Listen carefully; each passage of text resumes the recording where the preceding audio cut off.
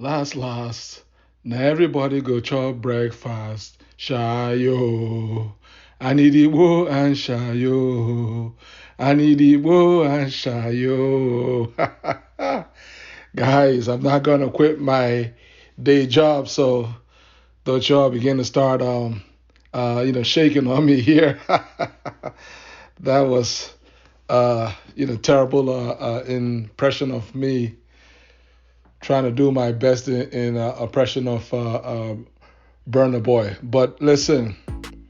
Jokes aside, the Igbo, the Shayo, it felt good while it lasted. But one thing about taking a little puff and a little drink is it's a temporary buzz, is a temporary high. Eventually, it's going to clear away. Your whole eyes are going to clear. You're going to wake up in the morning and realize that, hey guys, what just happened? What's actually going on? Welcome back to the Chelsea Godfather channel. It's your boy reporting back to duty, guys. Lampard is the new sheriff in town, for better or for worse. And the thing about being a Chelsea manager, again, for better or for worse, is last at the end of the day, the big man on top is going to serve you breakfast and ship your butt home. And that's what happened to Potter. That's actually what happened to Lampard 2 years ago. But again, the thing about Chelsea is if you hang around long enough, you might be invited back for round two. And Lampard is now back for round two. And, we, Chelsea fans, at least, some of us are actually happy to see old Super Frankie Lampard back at the bridge, even if it's for just a month and a few days or a few weeks. I mean, this season is long gone, and miraculously for us, somehow we actually still alive in the Champions League, even though this is only having to face the massive obstacle, also known as Real Madrid, over 2 games.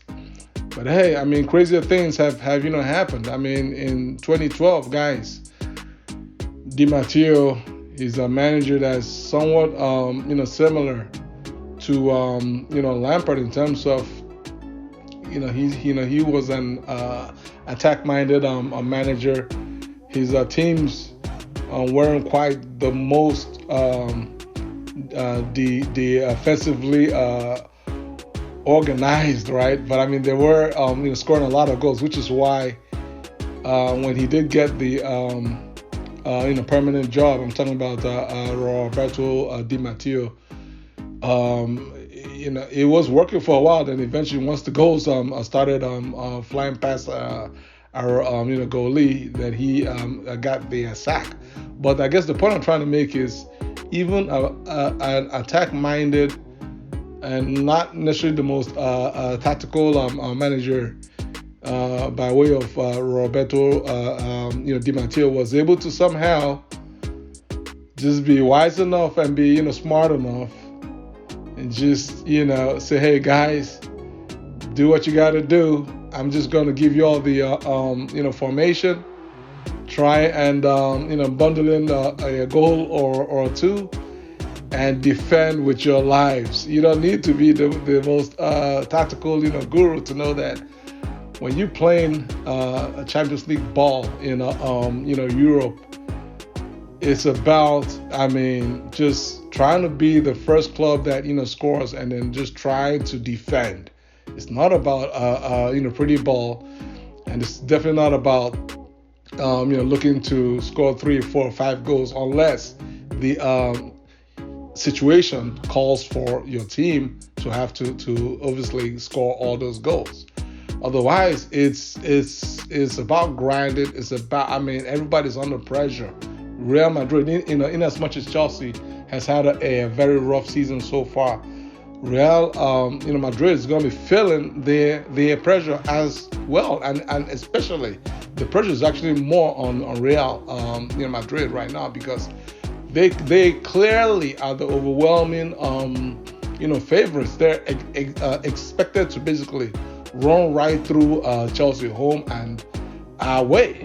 So, in our point of view, I mean, it's almost like it's 2012 all over again, because in 2012, Chelsea wasn't really expected to do much against Pep's Barcelona, home and away, and also we definitely weren't supposed to go to Bayern, to Munich and beat Bayern Munich in the finals with about 5 or 6 players out of the lineup due to yellow card accumulation from the bracket game.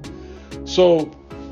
But I mean, things happen. I mean, if it's written, it's written, right? If it's written, it's written, and sometimes it's all about, guys. Just have faith, work hard, do your best, and as they say, just leave the rest to God, and say just have faith. That's what it is. I mean, that's all you can do. That's all we can do. Because as it is right now, nothing else makes any type of sense in terms of why and how Chelsea has even managed to even last this long in the Champions League. So now, but then when we again wipe our eyes clear of the Igbo and the Shayo, we realize that Frank Lampard is our manager. Like, we know Frank real good. He was a manager. He was only here like last year, about 2 years ago. He was at the Bridge. That's when he got fired. And his teams scored a lot of goals, and his teams conceded a lot of goals. Kepa's Chelsea a career pretty much almost ended at the hands of Frank Lampard. So I know he's not really too happy to see Frank Lampard back. But to mitigate those weaknesses, our hope as fans is the fact that the current squad that we have right now is more talented and more balanced.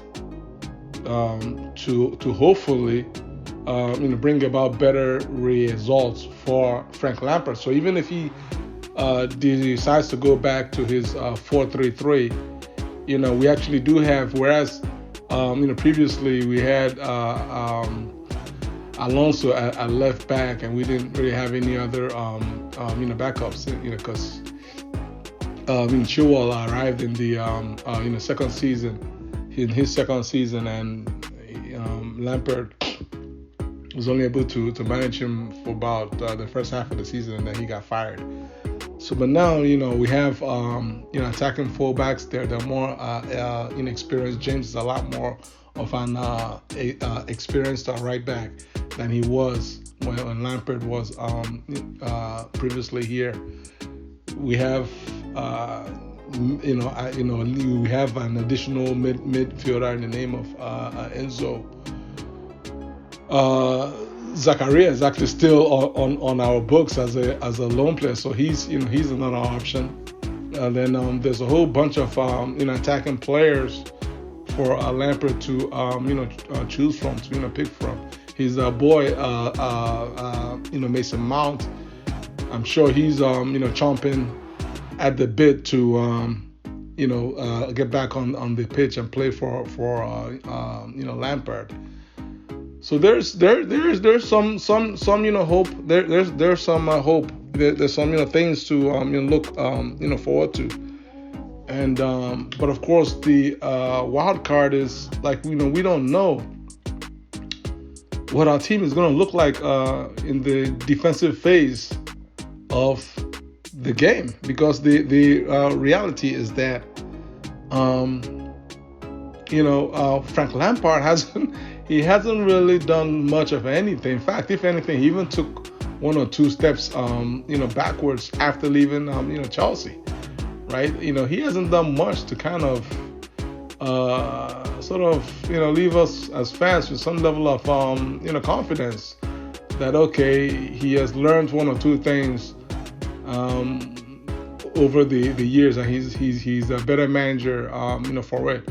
Now, maybe, who knows? Maybe he has learned something, and maybe he wasn't able to implement those things just due to the nature of the players that he had at Everton. I don't know. I mean, I don't know, but what I do know is that his record at Everton was poor, and he deserved to be relieved of his job at Everton. So, but then again, having said that, there's still that wild card factor of the fact that it's Frank Lampard. He's a Chelsea legend. He's going to be bringing his own backroom staff that will include other legends like Ashley Cole and possibly JT.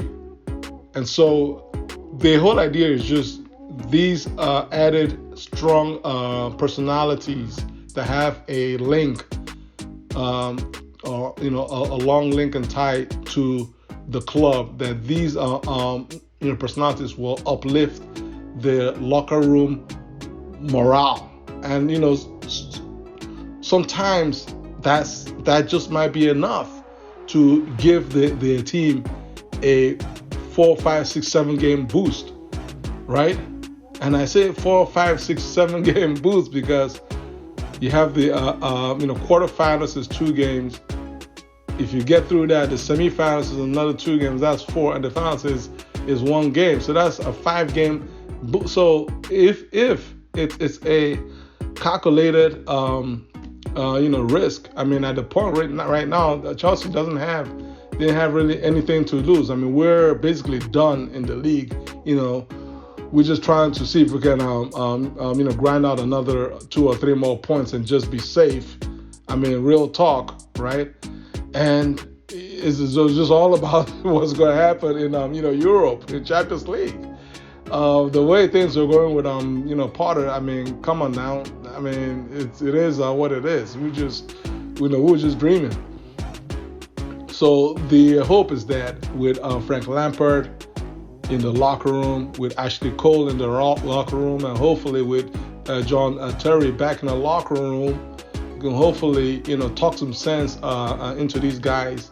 Just get them out there. If they can duplicate their energy and their effort that they put forth in the second leg of the Dortmund game. See that right there? That crazy energy that Chelsea had, that never say die energy. If they can duplicate that and just cut and paste it and use it and apply it to their skills and their abilities and talent as a team towards executing the Real Madrid series, then we just might have a fair chance to actually get by Real Madrid under the leadership of Coach Frankie Lampard. So guys, how do you all feel about any kind of pipe dreams leading to some kind of 2012 or 2021 trophy lifting event? Am I dreaming, or should I go and take some more Igbo and Shayo? Please drop your comments below, share this video, and subscribe to my channel. God bless you all. Peace.